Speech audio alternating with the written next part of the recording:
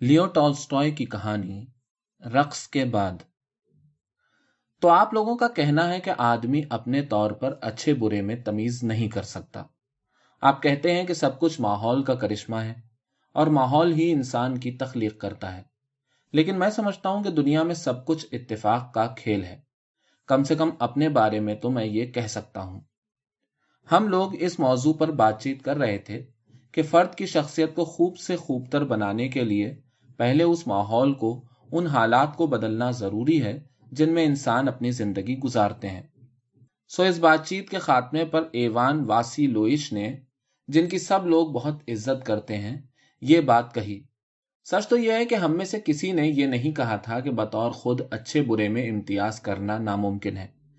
लेकिन एवान वासिलोइच की आदत है कि वो खुद अपने उन ख्यालात का जवाब देने लगते हैं जो किसी गुफ्तगू या बहसो मुबाहिसे के दौरान उनके जहन में उभरते हैं, और फिर ये ख्यालात उनकी जिंदगी के जिन तजर्बों की याद ताज़ा करते हैं वो उन्हें बयान करने लगते हैं।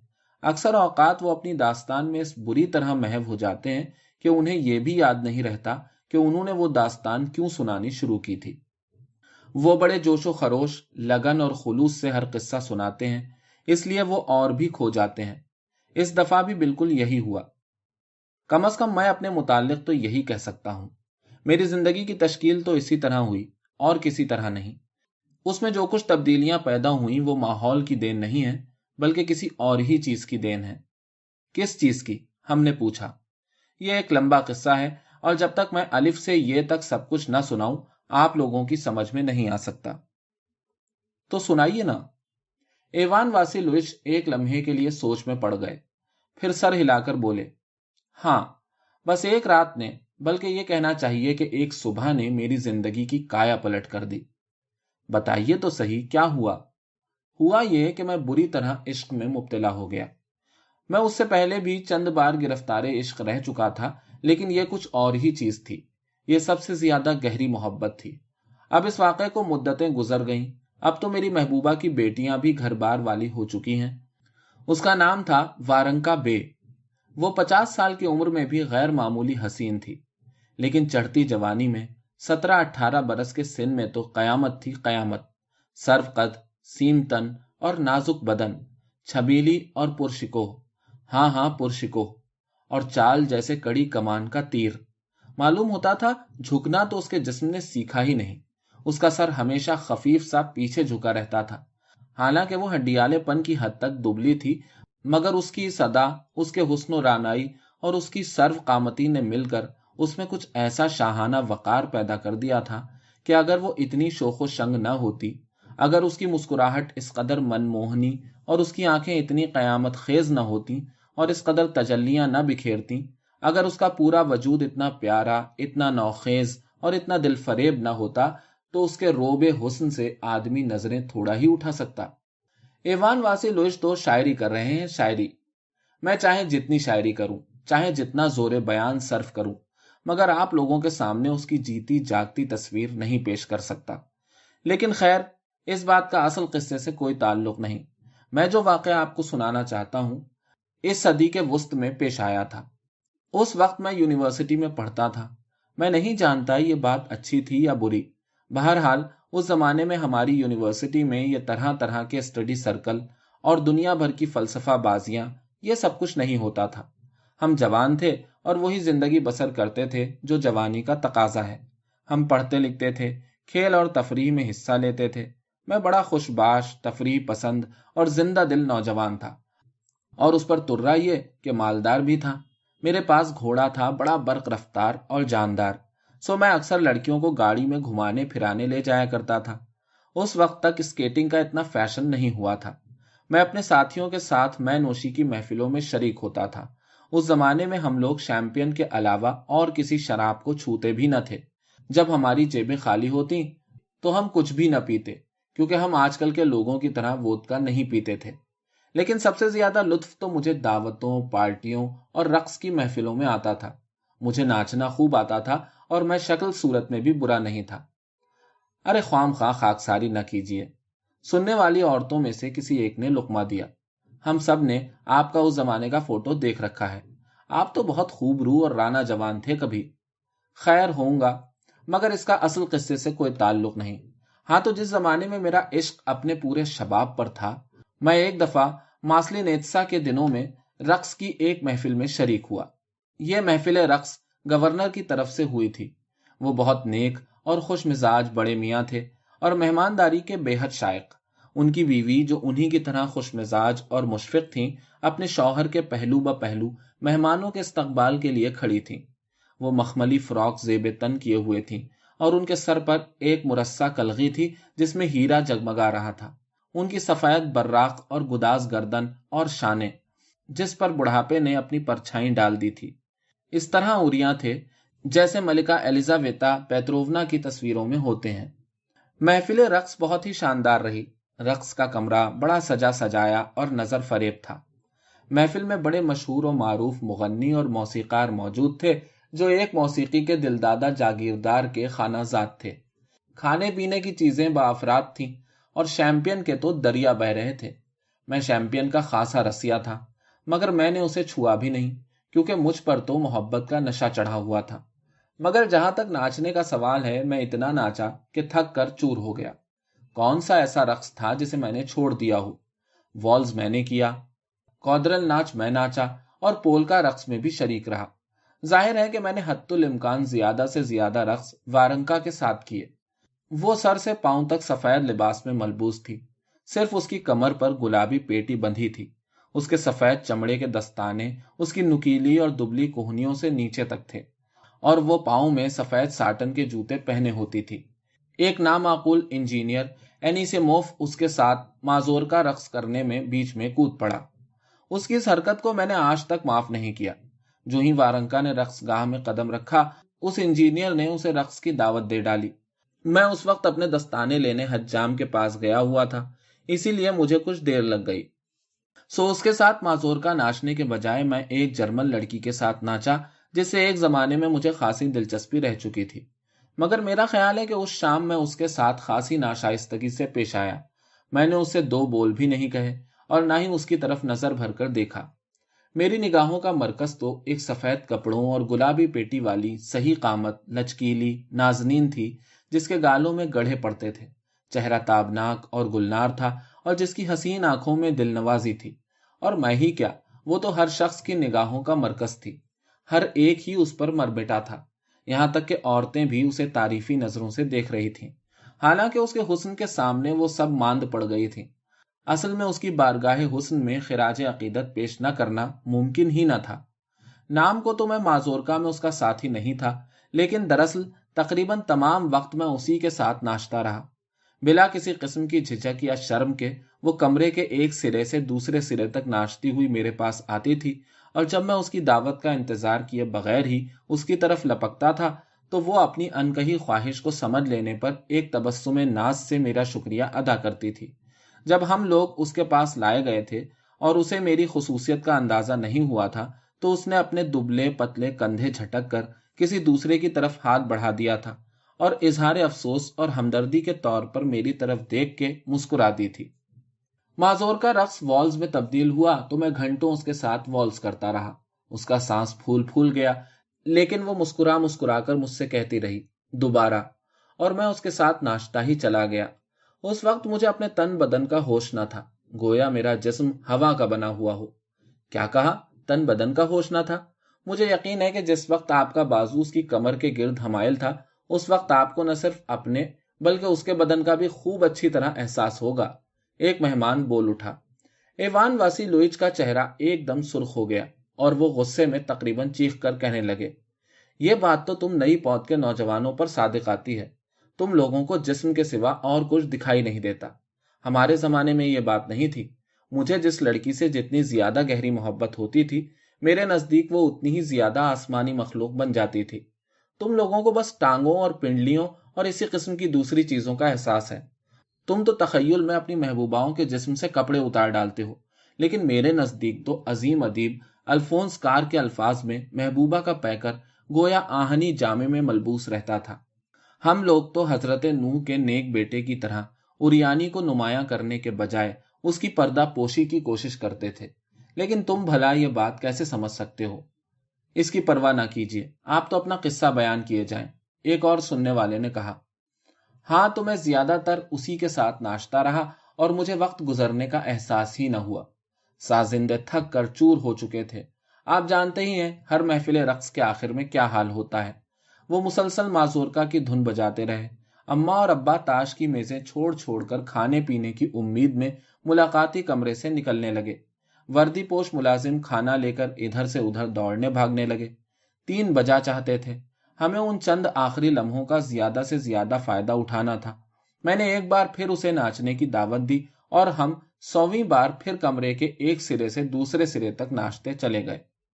کھانے کے بعد کوادرل ناچ تو میرے ہی ساتھ ہوگا نا؟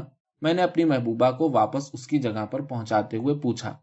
ہاں ضرور، بشرطے کہ میرے والدین مجھے اس وقت تک گھر نہ لے گئے، اس نے مسکرا کر جواب دیا۔ میں انہیں لے جانے ہی کب دوں گا، میں بولا۔ میری پنکھیاں تو دینا ذرا، اس نے حکم دیا۔ اسے واپس کرتے ہوئے مجھے افسوس ہو رہا ہے۔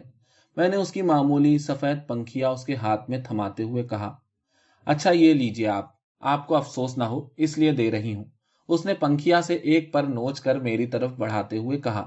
میں نے پر لے لیا اور صرف نگاہوں ہی نگاہوں میں اپنے بے پایاں وجد و مسرت اور تشکر کا اظہار کیا۔ میں صرف مسرور اور مگن ہی نہیں تھا، مجھ پر تو کمال بے خودی، گہری مسرت، سچی سرخوشی اور انبساط کی کیفیت طاری تھی۔ میں اس وقت بڑا وسیع القلب ہو رہا تھا۔ میں نہیں تھا، بلکہ کوئی ایسی مخلوق تھا جو اس دھرتی کی نہیں تھی، جو برائی سے کوسوں دور تھی، جو صرف نیکی ہی نیکی کرنا جانتی تھی۔ میں نے پر اپنے دستانے میں ٹھونس لیا اور اسی جگہ کھڑا کا کھڑا رہ گیا، گویا زمین نے میرے پاؤں پکڑ لیے ہوں۔ مجھ میں اس سے دور جانے کی طاقت نہیں تھی۔ دیکھیے، لوگ پاپا سے رقص کے لیے اصرار کر رہے ہیں، اس نے ایک دراز قد اور شاندار شخص کی طرف اشارہ کرتے ہوئے کہا۔ یہ اس کے باپ تھے، وہ فوج میں کرنل تھے اور ان کی وردی میں نقرئی جبے لگے ہوئے تھے۔ وہ دروازے میں کھڑے ہوئے خاتون خانہ اور چند دوسری عورتوں سے بات چیت کر رہے تھے۔ وارنکا، یہاں آنا ذرا، ہیرے کی کلغی والی خاتون خانہ نے اسے آواز دی۔ وارنکا دروازے کی طرف بڑھی اور میں بھی اس کے پیچھے پیچھے چلا۔ ماں شیر، یعنی پیاری، ذرا اپنے پاپا کو اپنے ساتھ رقص کرنے پر راضی تو کرو۔ اور پھر کرنل کی طرف مڑ کر خاتون خانہ نے کہا، پیوتر ولادی سلاوچ، کر لیجیے نا ایک رقص۔ وارنکا کے باپ بڑے وجیح، بلند قامت، خوبصورت اور شاندار بوڑھے تھے، اور ان میں ابھی جوانی کا دمخم باقی تھا۔ ان کے چہرے پر سرخی رہتی تھی اور سفید مونچھیں نکولائی اول کے انداز میں مڑی ہوئی تھی۔ ان کے گل مچھے کن پٹیوں کی طرف مڑے ہوئے تھے اور ان کی چمکدار آنکھوں میں اور ہونٹوں پر وہی جاندار مسکراہٹ کھیلتی رہتی تھی جو ان کی بیٹی کی خاص چیز تھی۔ ان کی کاٹھی بڑی اچھی تھی، سینہ خوب فراخ تھا اور فوجی انداز میں تنا رہتا تھا۔ اس پر چند فوجی تمغے جگمگاتے تھے۔ ان کے شانے مضبوط تھے اور ٹانگیں لمبی اور خوبصورت۔ وہ نکولائی اول کے سے فوجی انداز کے پرانی وضع کے افسر تھے۔ جب ہم دروازے کے قریب پہنچے تو سنا کہ کرنل یہ کہہ کر ناچنے سے انکار سا کر رہے ہیں کہ وہ تو سب کچھ بھول بھال گئے ہیں، لیکن اس کے باوجود وہ مسکرائے، اپنی تلوار کی طرف ہاتھ بڑھا کر اسے نیام سے نکالا اور قریب کھڑے ہوئے ایک نوجوان کو پکڑا دیا جو اپنی خدمات پیش کرنے کے لیے بے تاب تھا۔ پھر انہوں نے سوئیڈ کا ایک دستانہ اپنے دائیں ہاتھ پر چڑھایا۔ ہر چیز قاعدے کے مطابق ہونی چاہیے، انہوں نے مسکرا کر کہا، اور اپنی بیٹی کا ہاتھ اپنے ہاتھ میں لے کر ناچنے والے کا انداز اختیار کیا اور تال کا انتظار کرنے لگے۔ مازورکا ناچ کی تال پڑتے ہی انہوں نے اپنا ایک پاؤں بہت جاندار اور پھرتیلے انداز سے زمین پر مارا اور دوسرے پاؤں پر تیزی سے گھوم گئے، اور پھر ان کا لمبا چوڑا جسم پوری رقص گاہ میں تھرکنے لگا۔ وہ بار بار اپنا ایک پاؤں دوسرے سے ٹکراتے، کبھی دھیرے دھیرے اور بڑی خوش ادائی اور لطافت کے ساتھ ناچتے تو کبھی بہت پھرتی، توانائی اور تڑپ کے ساتھ۔ وارنکا کا کومل اور رانا پیکر اپنے باپ کے ساتھ ساتھ تیر رہا تھا۔ وہ غیر محسوس طریقے سے لیکن بالکل وقت پر اپنے سفید ساٹن میں چھپے ہوئے چھوٹے چھوٹے پیروں کو اپنے باپ کے قدموں کی حرکت سے ہم آہنگ کر رہی تھی۔ سارے مہمان ٹکٹکی باندھے اس جوڑے کی ہر ادا اور ہر جنبش کو دیکھ رہے تھے، اور میں ان دونوں کو محض تعریف کی نگاہوں سے نہیں دیکھ رہا تھا۔ مجھ پر تو اس وقت ایک نشاط و بے خودی کی کیفیت طاری تھی۔ خاص طور پر کرنل کے بوٹوں کو دیکھ دیکھ کر مجھ پر بہت اثر ہو رہا تھا۔ وہ عمدہ چمڑے کے بوٹ تھے لیکن بالکل بے ایڑی کے، اور ان کے پنجے اس وقت کے فیشن کے مطابق نکیلے ہونے کے بجائے چوڑے تھے۔ غالباً وہ بٹالین کے موچی کے بنائے ہوئے تھے۔ بیچارے بڑے میاں فیشنیبل بوٹوں کے بجائے یہ چپٹے پنجوں کے جوتے پہنے ہیں تاکہ اپنی لاڈلی بیٹی کو اچھے اچھے کپڑے زیور سے سجا کر سوسائٹی میں لا سکیں۔ میں نے دل ہی دل میں سوچا، اور اسی لیے مجھے ان کے چپٹے پنجے والے بوٹوں نے اتنا متاثر بھی کیا۔ یہ تو صاف ظاہر تھا کہ وہ کبھی بہت اچھا ناچتے ہوں گے، لیکن اب ان کا جسم خاصا بھاری پڑ گیا تھا اور ٹانگوں میں اتنی لچک نہیں رہی تھی کہ وہ ان تمام خوبصورت اور پھرتیلی جنبشوں اور چکروں سے عہدہ برا ہو سکیں جن کی وہ کوشش کر رہے تھے۔ پھر بھی 2 دفعہ تو انہوں نے بڑی عمدگی سے کمرے کے چکر لگائے، اور جس وقت انہوں نے پھرتی سے دونوں ٹانگیں پھیلائیں، پھر انہیں ایک دوسرے سے ٹکرایا اور ذرا بوجھل سے انداز میں ایک گھٹنے کے بل بیٹھ گئے، اور اس نے مسکراتے ہوئے اپنا اسکرٹ چھڑایا جو کرنل سے الجھ گیا تھا اور ان کے گرد تیرنے سی لگی تو تالیوں سے ہال گونج اٹھا۔ وہ کوشش کر کے کھڑے ہوئے اور بیٹی کے چہرے کو دونوں ہاتھوں میں نرمی سے لے کر اس کی پیشانی پر بوسہ دیا۔ پھر وہ اسے میرے پاس لے آئے کیونکہ ان کا خیال تھا کہ اس کا رقص کا ساتھی میں ہی ہوں۔ میں نے انہیں بتایا کہ یہ بات نہیں ہے تو انہوں نے اپنی تلوار نیام میں رکھتے ہوئے تپاک سے مسکرا کر کہا، خیر اس سے کوئی فرق نہیں پڑتا، اب آپ اس کے ساتھ رقص کریں۔ جس طرح ساغر و مینا سے ٹپکا ہوا پہلا قطرہ اپنے پیچھے ایک پوری دھار لے کر آتا ہے، اسی طرح وارنکا سے مجھے جو محبت تھی اس نے میرے دل میں محبت کی ساری خفتہ صلاحیتوں کو جگا دیا۔ میری روح میں محبت کے سارے سوتے ابل پڑے۔ میری محبت نے ساری دنیا کو اپنی آغوش میں سمیٹ لیا۔ میں ہیرے سے مرصع کلغی والی خاتون خانہ کے لیے، ان کے شوہر کے لیے، ان کے مہمانوں کے لیے، ان کے وردی پوش ملازم کے لیے، یہاں تک کہ اس کمبخت انیسیموف کے لیے بھی جو مجھ سے یقیناً خفا تھا، محبت محسوس کر رہا تھا۔ اور رہے میری محبوبہ کے باپ جن کی مسکراہٹ خود اس کی مسکراہٹ سے اس قدر مشابہ تھی اور جو چوڑے پنجے کے جوتے پہنے تھے، سو ان کے لیے تو اس وقت میرے دل میں ایک عجیب وجد آفریں محبت کا جذبہ پیدا ہو چکا تھا۔ معذور کا ختم ہوا تو ہمارے میزبانوں نے سب کو کھانے کی دعوت دی، لیکن کرنل بے نے کھانے سے انکار کر دیا۔ انہوں نے کہا کہ انہیں صبح سویرے اٹھنا ہے اور میزبان سے اجازت چاہیے۔ مجھے ڈر ہوا کہ کہیں وارنکا کو بھی وہ اپنے ساتھ نہ لے جائیں، لیکن وہ اور اس کی ماں رہ گئیں۔ کھانے کے بعد میں نے اس کے ساتھ وہ کوادرل رقص کیا جس کا اس سے وعدہ لے چکا تھا، اور حالانکہ مجھے خیال تھا کہ میری مسرت نے اب اپنی آخری حدوں کو چھو لیا ہے، لیکن وہ تھی کہ ہر لمحہ بڑھتی ہی جا رہی تھی۔ ہم دونوں نے پریم کے چرچے نہیں کیے۔ میں نے نہ اس سے پوچھا نہ خود اپنے دل سے سوال کیا کہ وہ مجھ سے محبت کرتی ہے یا نہیں۔ میرے لیے یہ کافی تھا کہ میں اس سے محبت کرتا ہوں۔ مجھے اگر کوئی اندیشہ تھا تو یہ کہ کہیں کوئی چیز میری مسرت کو خاک میں نہ ملا دے۔ جب میں گھر پہنچا اور کپڑے وغیرہ اتار کر سونے کا ارادہ کیا تو مجھے اندازہ ہوا کہ نیند کا کوئی سوال ہی پیدا نہیں ہوتا۔ میرے ہاتھ میں اس کا دیا ہوا پر تھا اور اس کا ایک دستانہ جو اس وقت اس نے مجھے دیا تھا جب میں اسے اور اس کی ماں کو گاڑی میں سوار کرا رہا تھا۔ ان چیزوں کو دیکھ کر میری آنکھوں کے سامنے اس کی وہ تصویر آ گئی جب اس نے ہم دو میں سے ناچ کے ساتھی کا انتخاب کرنے کے کھیل میں میرا فرضی نام بھانپ لیا تھا اور بڑی پیاری اور رسیلی آواز میں پوچھا تھا، خوددار ٹھیک ہے نا؟ اور خوش ہو کر میری طرف ہاتھ بڑھایا تھا۔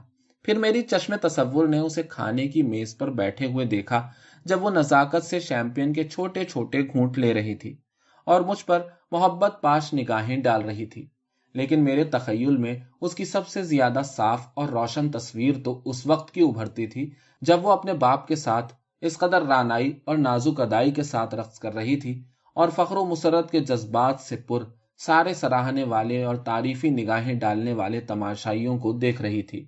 وہ خود اپنی وجہ سے بھی خوش اور نازاں تھی اور اپنے باپ کی وجہ سے بھی، اور اس وقت غیر ارادی طور پر میں نے اس کے اور اس کے باپ دونوں کے لیے ایک ہی سا گہرا اور نرم و لطیف جذبہ محسوس کیا تھا۔ اس زمانے میں میرے مرحوم بھائی اور میں ایک ساتھ ہی رہتے تھے۔ میرے بھائی کو سوسائٹی سے قطعی کوئی دلچسپی نہیں تھی اور وہ کبھی رقص کی محفلوں میں نہیں جاتے تھے۔ اب وہ ایم اے کے امتحان کی تیاری کر رہے تھے اور بڑی مثالی زندگی گزارتے تھے۔ اس وقت وہ سوئے پڑے تھے، ان کا سر تکیے میں دھنسا ہوا تھا اور آدھا سر کمبل سے ڈھکا تھا۔ میں نے جب اس حالت میں انہیں دیکھا تو مجھے ان پر بڑا ترس آیا۔ مجھے اس لیے ترس آیا کہ وہ اس خوشی سے محروم ہے جو مجھے میسر ہے۔ ہمارا خانہ زاد ملازم پیتروشا شمع لے آیا اور کپڑے وغیرہ اتارنے میں میری مدد کرنا چاہی، مگر میں نے اسے چلتا کر دیا۔ مجھے اس کا نیند سے ماتا چہرہ اور بکھرے بال دیکھ کر بڑا ترس آیا۔ इस ख्याल से कि कहीं कोई आवाज न हो, मैं पंजों के बल चलता हुआ अपने कमरे में आया और पलंग पर बैठ गया। मेरा पूरा वजूद सरशारे मुसर्रत था। ऐसे में भला नींद कहाँ, ऊपर से कमरे में गर्मी भी बहुत थी।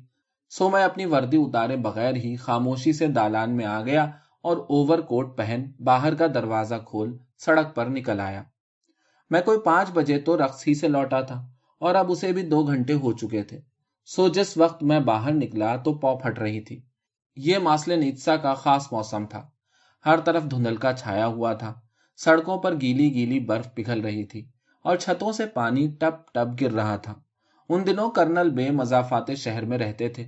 उनका मकान एक खुले मैदान के उस पार था, जिसके एक तरफ लड़कियों का स्कूल था और दूसरी तरफ चहलकदमी के वास्ते जगह थी। मैं अपनी छोटी सी सुनसान गली से गुजर कर बड़ी सड़क पर आया। वहां अब राहगीर भी नजर आ रहे थे और वो गाड़ी बान भी, जो बर्फ गाड़ियों में ईंधन लाद कर लिए जा रहे थे। गाड़ियों के धुरे बर्फ को चीर कर सड़क के पत्थरों तक पहुंच रहे थे और मुझे हर चीज रोगन किए हुए जुओं के नीचे बड़े आहंग से पसीने से तर, सर हिलाते हुए घोड़े, कांधों पर बोरियां डाले और लंबे लंबे जूते पहने गाड़ीबान, जो अपनी गाड़ियों के साथ साथ पिघलते हुए बर्फ पर चल रहे थे। सड़क के दोनों तरफ इस्तादा मकान, जो धुंध में बहुत लंबे लंबे मालूम हो रहे थे। गरज हर चीज मुझे उस वक्त खास तौर पर प्यारी, दिलकश और पुरमानी मालूम हो रही थी। जब मैं उस मैदान के करीब पहुंचा जहां उन लोगों का मकान था, तो मैंने देखा कि मकान के आखिर में टहलने की जगह पर कोई काली काली और बड़ी सी चीज मुतहर्रिक है, और साथ ही मुझे तबल की गमक और बांसुरी की फरियाद भी सुनाई दी। मेरा दिल तो पूरे वक्त गा ही रहा था और गाहे गाहे माजोरका की मौसीकी भी मेरे कानों में गूंज जाती थी। मगर यह तो किसी और ही किस्म का संगीत था, बड़ा ही नाखुशगवार और समा खराश। ये क्या चीज हो सकती है, मैंने दिल ही दिल में सोचा। फिर मैं उस फिसलवा सड़क पर हो लिया जो गाड़ियों के गुजरने के लिए मैदान के आर पार बनाई गई थी, और उन्हीं आवाजों की सम चलने लगा। कोई 100 कदम चलने के बाद मुझे धुंध के पीछे लोगों का एक मजमा सा नजर आने लगा। गालिबन सिपाही होंगे, शायद परेड कर रहे हैं, मैंने सोचा और आगे बढ़ता गया। मेरे सामने एक लोहार भी चल रहा था, जिसकी जैकेट और पेश बंद पर चिकनाई के दाग धब्बे पड़े हुए थे और हाथ में एक बड़ा सा बंडल था। हम दोनों सिपाहियों के करीब पहुंच गए। सियाह कोटों में मलबूस सिपाही 2 कतारों में आमने सामने बेहिसो हरकत खड़े थे।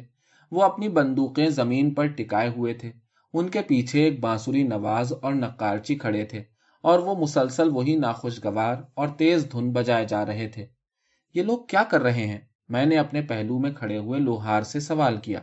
किसी तातारी को भागने की सजा दे रहे हैं, लोहार ने उस दोहरी कतार के सबसे दूर वाले हिस्से की तरफ देखते हुए खफगी से जवाब दिया। मैं भी उधर ही देखने लगा और मुझे दोनों सफों के दरमियान कोई खौफनाक चीज अपनी तरफ आती हुई दिखाई दी। ये एक आदमी था जो कमर तक नंगा था। वो बंदूकों से बंधा हुआ था, जिनको 2 सिपाही खींच रहे थे। उसके बराबर एक दराज कद अफसर फौजी कोट और टोपी पहने चल रहा था। उसका कदो कामत और चाल ढाल मुझे कुछ जानी पहचानी सी मालूम हुई। कैदी का पूरा जिस्म तशन्नुची अंदाज से फड़क रहा था। उसके पांव पिघलती हुई बर्फ पर बड़ी बुरी तरह घिसट रहे थे और वो 2 तरफा वारों के दरमियान आगे बढ़ रहा था। वो कभी तो दुबक कर पीछे हटने की कोशिश करता, जिस पर वो दोनों सिपाही जो बंदूक के दोनों सिरे पकड़े हुए थे उसको झटके से आगे खींच लेते थे, और कभी तेजी से आगे झपटता तो वही सिपाही झटके से उसको पीछे खींच लेते थे कि कहीं यकबारगी वो गिर ना पड़े। कैदी के साथ साथ वही दराज कद अफसर मजबूत कदमों से चलता हुआ हमारी तरफ आ रहा था। वो कभी 1 मिनट के लिए भी पीछे नहीं रहा। ये लाल गालों और सफेद मूछों और गुल मूछों वाला शख्स वारंका का बाप था।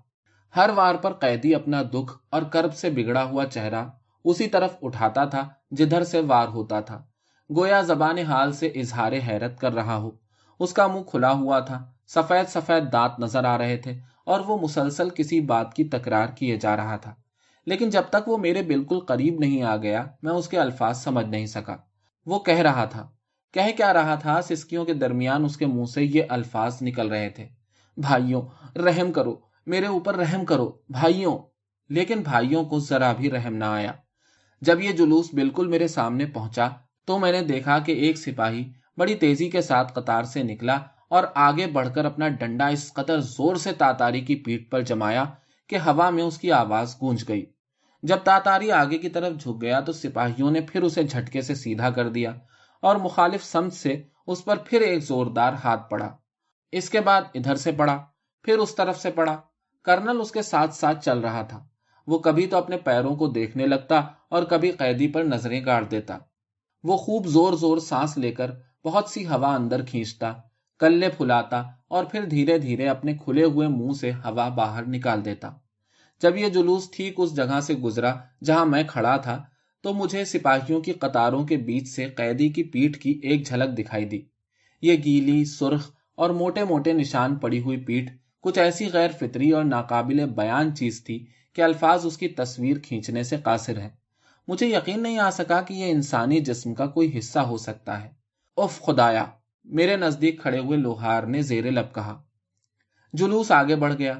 اس دبکتے، ڈرتے، گرتے پڑتے بد نصیب شخص پر دونوں طرف سے مار پڑتی رہی۔ بانسری روتی رہی، طبل گمکتا رہا اور دراز قد شاندار کرنل قیدی کے ساتھ ساتھ بڑی ثابت قدمی سے چلتا رہا۔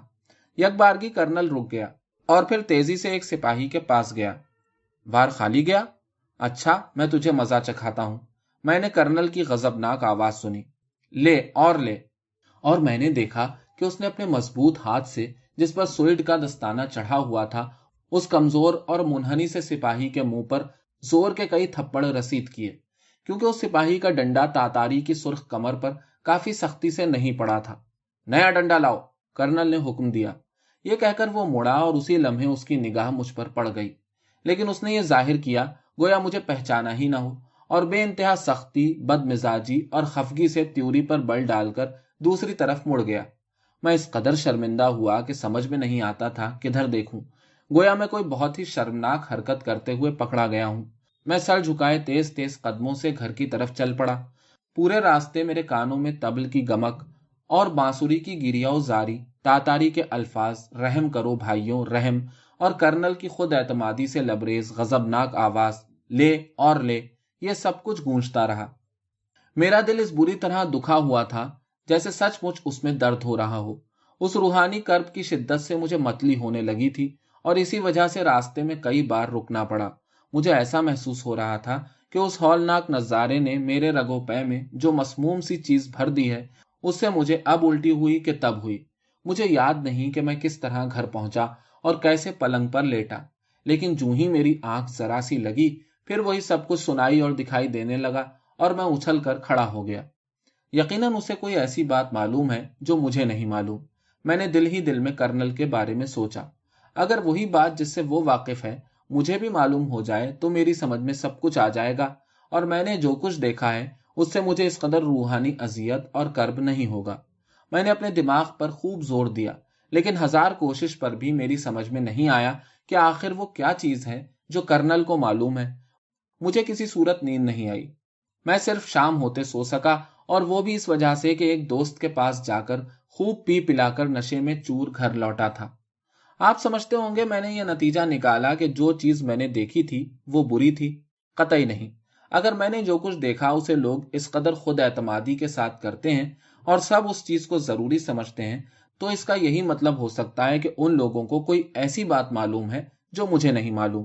یہ تھا وہ نتیجہ جس پر میں پہنچا، اور میں نے جاننے کی کوشش کی کہ آخر وہ کیا بات تھی، لیکن کبھی نہ جان سکا۔ اور چونکہ میں وہ بات نہیں جان سکا اس لیے میں نے کبھی فوج میں نوکری بھی نہیں کی، حالانکہ شروع میں میرا یہی ارادہ تھا۔